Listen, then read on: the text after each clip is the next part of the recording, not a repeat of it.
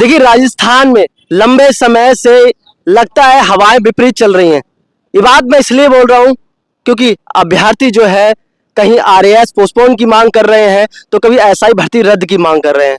इस वक्त हम बैठे हुए हैं महेश नगर में, जेडीए पार्क में।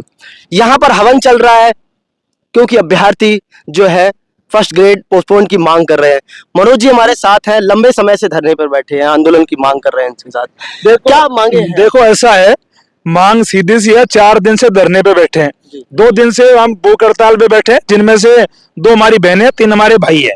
और आज हमने सद्बुद्धि यज्ञ किया है क्योंकि भजन लाल जी गोवर्धन महाराज को मानते हैं। और मेरा ऐसा मानना है कि गोवर्धन महाराज बहुत अच्छे उस समय भगवान हुए और उन्होंने सबकी सुनी। लेकिन भजन लाल जी कह रहे मेरे आराध्य देव गोवर्धन जी है। भजन लाल जी जब आराध्य देव गोवर्धन जी है आपके, तो आप बच्चों की क्यों नहीं सुन रहे?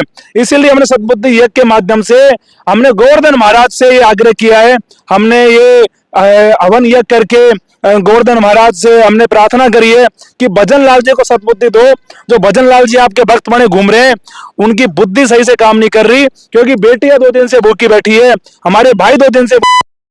भजन लाल जी को सद्बुद्धि आ जाए और वो फर्स्ट ग्रेड को पोस्टपोन करे, क्योंकि एग्जाम के लिए हम कह रहे हैं कि भाई 3 महीना पोस्टपोन कर दो। नेट यूजी से एग्जाम टकरा रहा है, असिस्टेंट प्रोफेसर के भी अभी इंटरव्यू शुरू हो रहे हैं, वो बच्चे कैसे देंगे? दूसरा MA final year, BEd final year के बच्चों के अब रिजल्ट नहीं आए, परिणाम नहीं आए। और नेट यूजीसी के चलते जब यूपी में भाजपा की सरकार है, उन्होंने वहाँ पे पीजीटी की जो परीक्षा होती है फर्स्ट ग्रेड के समांतर ही है, वो भी उन्होंने उसको पोस्टपोन कर दिया। तो क्या ये सरकार को दिखाई नहीं देता कि बच्चों के साथ में कुठाराघात हो रहा है, अन्याय हो रहा है? लाखों लोगों के साथ में भजन लाल सरकार अन्याय कर रही है। आज हमें मजबूरन भूख हड़ताल के दूसरे दिन सद्बुद्धि यज्ञ करना पड़ा कि भजन लाल को कम से कम गोवर्धन महाराज जी रात में सपने में आके उन्हें कोई सद्बुद्धि दे दे या उन्हें कोई बात बता दे कि इन बच्चों की मांग सुन लो, नहीं मैं नाराज हो जाऊंगा और जैसे मैंने कुर्सी दी है ये वापस ले लूंगा। क्योंकि भजन लाल जी बार बार कह रहे हैं कि कुर्सी गोवर्धन महाराज से मिली है, तो हम गोवर्धन महाराज से कह रहे हैं कि गोवर्धन महाराज गलत आदमी को कुर्सी दे दी और इस आदमी से कुर्सी ले लो, क्योंकि काम नहीं कर रहा हमारे। क्योंकि आज बच्चे यहाँ बैठे 2 दिन हो गए। देखो हमारे ऊपर कोई टेंट है क्या? नहीं है ना। इस धूप में 50 डिग्री टेम्परेचर में आप अनुमान लगाओ, बिना खाए पिए ये बच्चे किन हालातों में बैठे होंगे, इनकी आत्मा क्या कह रही होंगी, इनके घरवाले क्या कह रहे होंगे। और इस समय भजन लाल सरकार को कोई चिंता नहीं हो रही, तो ये बड़ा दुर्भाग्य है। इसीलिए उनको सद्बुद्धि आना जरूरी है कि जब प्रदेश के युवा अनशन पे बैठे, धरने पे बैठे, फिर आप किस लिए मुख्यमंत्री हो राजस्थान के? क्या फायदा हो रहा है आपका मुख्यमंत्री होने का? और आपकी सरकार के बड़े नेताओं ने इन युवाओं को भरोसा दिया, हमारी बहनों को भरोसा दिया कि हम फर्स्ट ग्रेड की एग्जाम को स्थगित कर देंगे। और इनके तमाम नेता, इनके बड़े बड़े प्रवक्ता कल डिबेट में भी कह रहे थे कि आपकी मांग जायज है और इतिहास में कभी ऐसा नहीं हुआ कि 2 एग्जाम एक साथ हो जाए। जब इतिहास में कभी हुआ ही नहीं है तो इतिहास को क्यों बदल रहे हो? क्यों कर रहे हो फिर ऐसा? लाखों बच्चों से कुठाराघात क्यों कर रहे हो?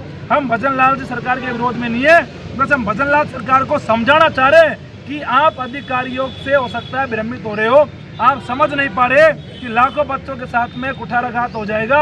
आप इस एग्जाम को 3 महीने आगे कर दीजिए।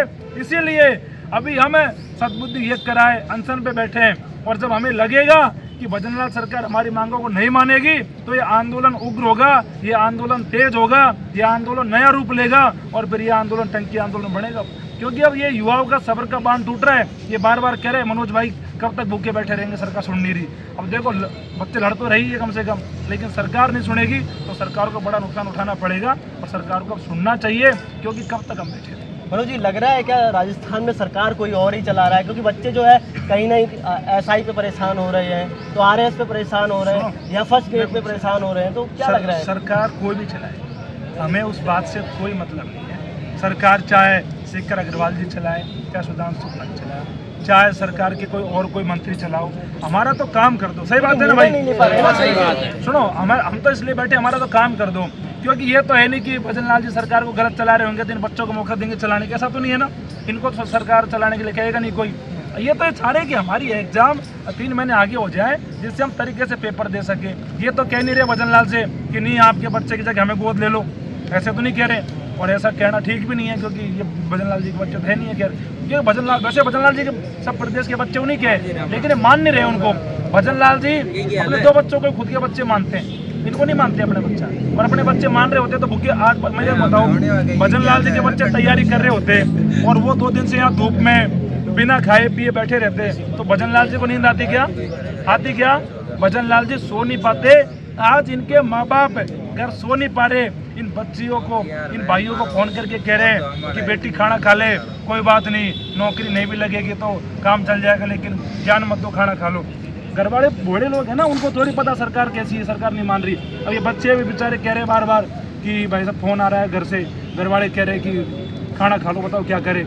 लेकिन ये बच्चे तो क्या जिद बढ़े हुए बेचारे, कह रहे कि या तो फर्स्ट ग्रेड पोस्टपोन हो जाए जी, हम खाना तो नहीं खाएंगे, अनशन तो नहीं तोड़ेंगे, और अनशन चल रहा है। आज एक बहन अस्पताल भर्ती भी कराई, बेहोश हो गई थी पूरे दिन, अभी यहीं बैठी है।